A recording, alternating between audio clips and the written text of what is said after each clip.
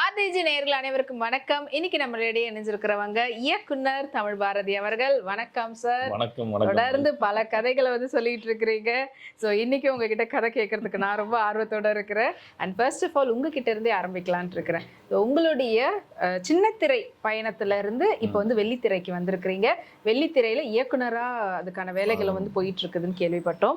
So உங்களுடைய சின்னத்திரை அனுபவமும் அண்ட் அங்க இருக்கக்கூடிய தொழில்நுட்பத்துல வேலை செய்யறவங்க எல்லாருமே பாத்தீங்கன்னா வெள்ளித்திரையில இருந்தா மோஸ்ட்லி வராங்க ஏன்னா அப்படின்ற ஒரு விஷயம் இருக்கு. ஆனா அது பேசுறதுக்கு முன்னாடி உங்களுடைய டிரான்ஸ்ஃபர்மேஷன் அடுத்த அப்கிரேடுன்னு சொல்லலாமா, எப்படி சொல்றது? ஆமா ஆமா.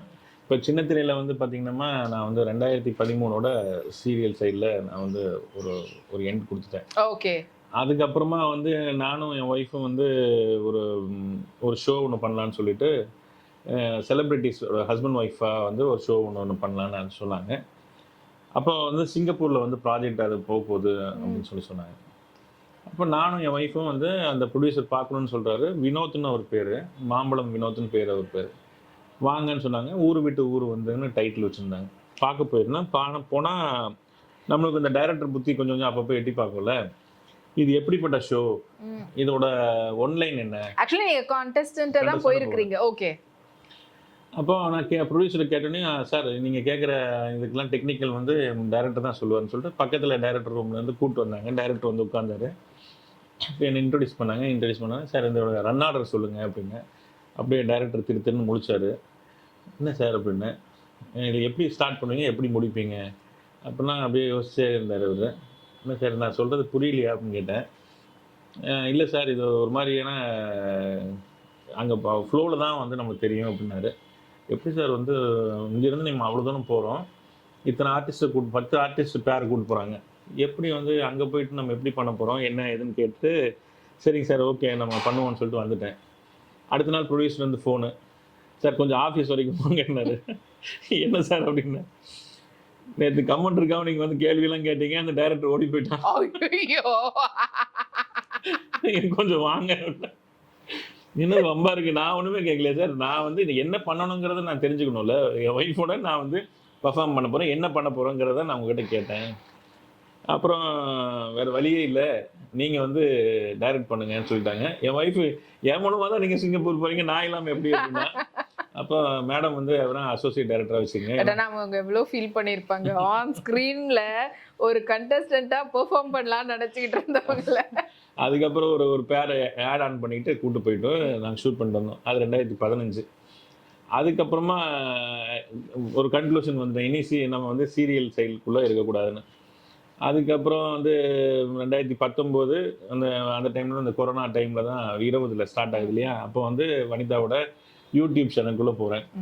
அதுக்கப்புறம் மறுபடியும் இனிமேல் எதுவும் பண்ணக்கூடாது முடிவு பண்ணுறேன். வெளியே வந்தோடனே வனிதாவுக்கு ஆப்போனன்ட் டீம் இருப்பாங்கல்ல, அவங்க என்னை அப்ரோச் பண்ணி அவங்களை எதிர்த்து நம்ம ஒன்று பண்ணுவோன்னு சொல்லிட்டு 100% என்டர்டெயின்மெண்ட் சொல்லிவிட்டு என் ஒய்ஃபை ஆங்கராக வச்சு ஒரு ஷோ போகலான்னு சொல்லிட்டு நான் டைரக்ட் பண்ணேன். அது மைசூர்லேருந்து ஸ்டார்ட் பண்ணோம். அங்கே போனால் 2வது கொரோனா ஸ்டார்ட் பண்ணிட்டாங்க, எல்லாம் இழுத்து போட்டுட்டாங்க. நாங்கள் அங்கேயே ஒரு மாதம் இருக்க வேண்டிய சூழ்நிலை. ஆமாம். அதனால் அங்கே இருக்கிற ஸ்வேதாவுடைய எபிசோட்ஸும் ப்ளஸ் அவள் போய் வீட்டில் போயெல்லாம் ஷூட் பண்ணதான் பண்ணோம். இப்படி போயிட்டு இந்த காலகட்டத்தில் இங்கே சின்னத்திரை எலெக்ஷன் வந்துச்சு. அந்த எலெக்ஷனில் பொருளாளராக கண்டெஸ்ட் பண்ணுறேன். ஸோ நம்ம நம்ம சம்பாரிச்சு கொடுத்த ஃபீல்டு இது சின்னத்திரை. அந்த இயக்குநர்களுக்கு சங்கத்தில் பொருளாளராக நம்ம நின்று ஏதோ ஒன்று பர்ஃபார்ம் பண்ணணும்னு நினச்சேன். நாங்கள் நின்ன டீமில் நான் மட்டும்தான் ஜெயிக்கிறேன். மற்ற டீம் தலைவர் செயலாளர்லாம் அவங்க ஜெயிச்சுறாங்க, பொருளாளர் நான் ஜெயிச்சுட்டு வந்தனே. அது ஒரு பெரிய ரெவல்யூஷன் கண்டென்ட்டாக இருந்துச்சு. தனியாக ஒரு ஆள் மட்டும் போய் அந்த டீமில் சேர்ந்து இருக்கும். அப்புறம் அவங்க சொல்கிறதுக்கெல்லாம் நான் ஏதாவது எதிர்ப்பேன் இல்லையா, நான் தானே பொருளாளர், பொருள் கொடுத்தா தானே அது பண்ண முடியும். ரொம்ப கட்டையை போட்டுக்கிட்டே இருந்தேன். உடனே என்ன பண்ணாங்க, சங்கத்தவே நடத்த விட மாட்டேங்கிறேன்னு சொல்லிட்டு என்னை எப்படியாவது கார்னர் பண்ண முடிவு பண்ணாங்க. எஸ், அவங்க எல்லாரும் சேர்ந்து என்னை சங்கத்துலேருந்து வெளியே தள்ளி வச்சிட்டாங்க.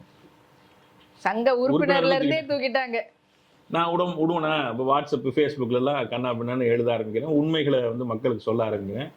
இப்போதான் யூனியனில் இருக்கிற மக்களுக்கே தெரிய வருது, ஓ இவ்வளோ விஷயங்கள் சங்கத்துக்குள்ளே குளறுபடிகள் இருக்கா அப்படின்லாம் தெரிய வருது. இப்போ சமீபத்தில் எங்கள் துறை சார்ந்த அமைச்சர் கையால் மீண்டும் அவங்க மேலே தப்பு இருக்குது, என் மேலே தப்பு இல்லைன்னு தெரிஞ்சுக்கிட்டு மீண்டும் ஆயுள் கால உறுப்பினராக என்னை சேர்த்துக்கிட்டாங்க. இது என்னோட இந்த பக்கம் இருக்கக்கூடிய ஹிஸ்ட்ரி. சின்ன திரை இது. ஓகே. பெரிய திரையை பொறுத்த வரைக்கும் பார்த்தீங்கன்னா, இப்போ நான் வந்து இயக்கம் பண்ணலான்னு சொல்லிட்டு பெரிய ஒரு நட்சத்திரம் ஃபீமேல் லீடில் தான் கதை சொன்னேன். அவங்க தானே அதை ப்ரொடியூஸ் பண்ணணும்னு நினைக்கிறாங்க. அப்போ என்னுடைய ப்ரொடியூசர் இது வரைக்கும் என்னை வந்து ஃபீடிங் கொடுத்து, என்ன அசிஸ்டன்ட்ஸ்க்குலாம் வந்து சம்பளம் கொடுத்த அந்த டிஸ்கஷனுக்குன்னு ஒரு ஸ்பேஸ் கொடுத்து. ஆமாம், அவர் வந்து ரொம்ப ஃபெடப் ஆயிட்டாரு. ஓ. சார் நான் வந்து மேடம் வந்து உங்களை வச்சு பண்ணுறேன்னு சொன்னாங்கன்னா, இப்போ நான் என்ன பண்ண போகிறேன் அப்படிங்கிற ஒரு கேள்வி அவருக்குள்ளே வந்துச்சு. அப்போ நான் நினச்சது என்னென்னா, ஆர்டிஸ்ட் நம்ம எத்தனையோ பேர் கிடச்சிருவாங்க. நம்மளை வந்து ஒரு இயக்குனராக வந்து அங்கீகரிக்கிறது ஒரு தயாரிப்பாளர். அவரை நம்ம வந்து வெறுக்கக்கூடாதுன்னு சொல்லிட்டு அவர் படத்துக்காக நான் வந்து அந்த ஆர்டிஸ்ட்டும் கூட வேணான்னு சொல்லிட்டு வெளியே வந்துட்டேன். ஓகே. ஆனா உங்களுக்கு ஆல்ரெடி ஒரு அனுபவம் இருக்கு. நீங்க போன இன்டர்வியூல சொல்லியிருந்தீங்க உங்க கதை ஆல்ரெடி கலவடம். இல்லை, நிறைய இடங்கள்ல என்னென்னமா இப்போ கதை இருக்கான்னு கேட்குறவங்க கிட்ட நான் பணம் இருக்கான்னு கேட்க முடியுதில்ல. அப்படி நிறைய ப்ரொடியூசர் மீட் பண்ணியிருக்கேன். நிறைய ப்ரொடியூசர் நான் அவனை வச்சு படம் பண்ணுறேன்னு சொல்லி ஆசை வார்த்தைகள்லாம் காட்டுவாங்க. இது எப்படின்னா, ஒரு குழந்தைக்கு வந்து ஒரு ஐஸ் வாங்கி தரேன்னு சொல்லிட்டு ஒரு குழந்தை ஏமாத்துற மாதிரி, அந்த குழந்தையோட மனசு எவ்வளோ கஷ்டப்படுமோ அதை விட பல மடங்கு வந்து ஒரு கனவுகளை சுமந்துட்டு இருக்கக்கூடிய ஒரு கலைஞனுக்கு ரொம்ப வேதனையும் வருத்தமும் இருக்கும்.